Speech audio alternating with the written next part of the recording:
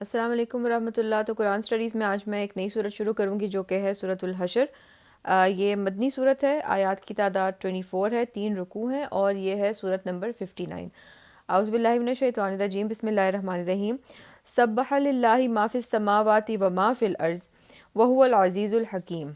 تو یہ تسبیح کے ساتھ شروع ہو رہی ہے۔ اللہ کی تسبیح کرتی ہے اللہ کی ہر وہ شے جو آسمان میں ہے اور ہر وہ شے جو زمین میں ہے، اور وہ زبردست ہے، کمال حکمت والا ہے۔ سبحان اللہ و بحمدہ سبحان اللہ العظیم۔ اور اس کے بعد اگلی آیت ہے هو الذی اخرج الذین کفروا من اہل الکتاب من دیارہم لاول الحشر ما ظننتم ان یخرجوا وظنوا انہم مانعتهم حصونهم من اللہ فأتاهم اللہ من حیث لم يحتسبوا وقذف في قلوبهم الرعب یخرجون بیوتهم بأیدیہم وأیدی المؤمنین فاعتبروا یا اولی الابصار۔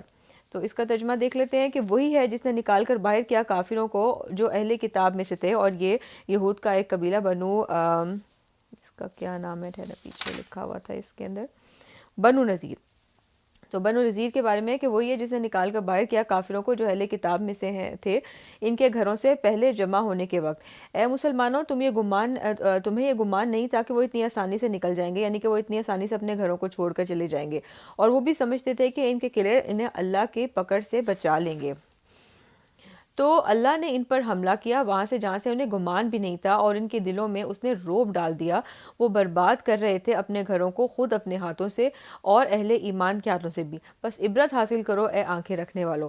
تھوڑا سا اس کا پس منظر پڑھ لیتے ہیں۔ ادھر جو لکھا ہوا ہے کہ کہاں پہ ہے، یہ ادھر ہی ہے، اوکے۔ سو بنو نذیر کے بارے میں نازل ہونے والی کی وجہ سے اس سورت کو سورہ نذیر بھی ہے۔ بنو نذیر نے ایک موقع پر رسول اللہ صلی اللہ علیہ وسلم کے اوپر چپکے سے ایک بڑا پتھر گرا مارنے کی سازش کی، جس سے بذریعہ وحی اللہ نے آپ کو خبردار کر دیا۔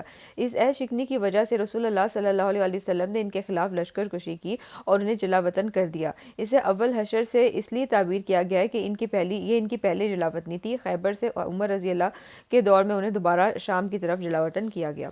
تو یہ اس پس منظر میں اس صورت کو سمجھنے کی ضرورت ہے۔ آیت نمبر 3 دیکھتے ہیں اب کیا ہے۔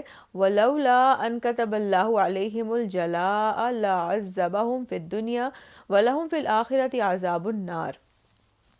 تو اس آیت کا ترجمہ ہے کہ اور اگر اللہ نے پہلے نہ لکھ دیا ہوتا ان پر جلا وطن ہونا تو انہیں سخت عذاب دیتا دنیاوی زندگی میں، اور آخرت میں ان کے لیے آگ کا عذاب ہے۔ تو آیت نمبر 4 دیکھ لیتے ہیں۔ ذَلِكَ بِأَنَّهُمْ شَاقُّوا اللَّهَ وَرَسُولَهُ وَمَن يُشَاقِّ اللَّهَ فَإِنَّ اللَّهَ شَدِيدُ الْعِقَابِ۔ تو اس کا ترجمہ ہے کہ یہ اس لیے کہ انہوں نے اللہ اور اس کے رسول صلی اللہ علیہ وسلم کی مخالفت کی، اور جو اللہ کی مخالفت پر کمر کس لے تو سمجھ لو کہ اللہ سزا دینے میں بہت سخت ہے۔ پھر آج کی آخری آیت ہے جو کہ ہے آیت نمبر 5۔ ما قطعتم من لینۃ او ترکتموها قائمۃ علی اصولها فباذن اللہ ولیخزی الفاسقین۔ تم نے کھجور کے جو درخت کاٹے تھے یا جن کو چھوڑ دیا تھا ان کی جڑوں پر کھڑے، تو یہ اللہ کے اذن سے تھا، اور تاکہ وہ فاسقوں کو ذلیل اور رسوا کرے۔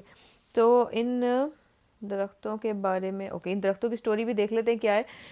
بنو نذیر کا باغ تھا۔ مسلمانوں نے ان کے کھجوروں کے کچھ درختوں کو آگ لگا دی اور کچھ کو کاٹ دیا، جس سے ایک مقصد تو انہیں گھٹنے ٹیکنے پر مجبور کرنا تھا، دوسرے ان پر واضح کرنا تھا کہ اب مسلمان تم پر غالب ہیں، وہ تمہارے اموال اور جائیداد میں جس طرح چاہیں تصرف کر سکتے ہیں، ورنہ عام حالات میں اس کی اجازت نہیں ہے۔ لیکن ایک جنگی چال کے طور پر نبی صلی اللہ علیہ وسلم کے حکم سے مسلمانوں نے یہ کام کیا، اور آپ کو یہ حکم اللہ تعالیٰ نے دیا، جیسا کہ آیت میں اس کی صراحت موجود ہے۔ اسے وحی خفی کا بھی اثبات ہوتا ہے، جسے حدیث کہتے ہیں۔ تو انشاءاللہ کل آگے پڑھیں گے۔ فی امان اللہ۔